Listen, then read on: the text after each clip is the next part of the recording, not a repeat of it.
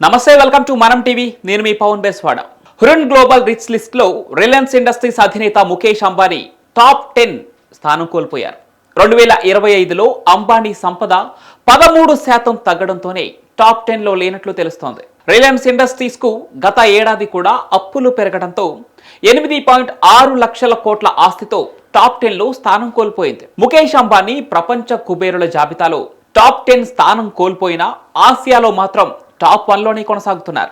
ఆసియాలో 8.4 లక్షల కోట్లతో గౌతమ్ అదానీ రెండో స్థానంలో ఉండగా రోష్ని నాడార్ 3.5 లక్షల కోట్లతో మూడో స్థానంలో ఉన్నారు. ఇక 2.5 లక్షల కోట్లతో సంఘ్వి, 2.2 లక్షల కోట్లతో అజీం ప్రేమ్జీలు 4, 5 స్థానాల్లో కొనసాగుతున్నారు. అయితే ప్రపంచ కుబేర్లలో Tesla CEO Elon Musk $420 billion అగ్రస్థానంలో ఉన్నారు.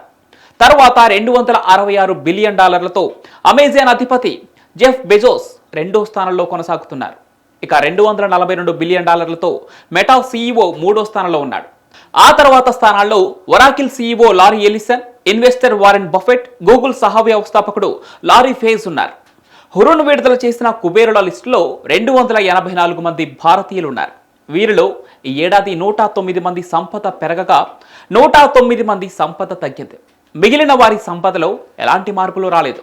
మొత్తంగా ఈ ఏడాది భారతీయ కుబేరుల మొత్తం సంపద విలువ 10% పెరిగి 98 లక్షల కోట్లకు చేరింది. మరోవైపు ఒక భారతీయ కుబేరుడి సగటు సంపద చైనాను మించిపోయింది. భారతదేశంలో ఒక కుబేరుడి సగటు సంపద 34,514 కోట్లుగా ఉండగా చైనా కుబేరుడి సగటు సంపద 29,024 కోట్లుగా ఉంది. భారతదేశంలో అత్యధిక కుబేరులు ఉన్న నగరంగా మరోసారి ముంబై నిలిచింది.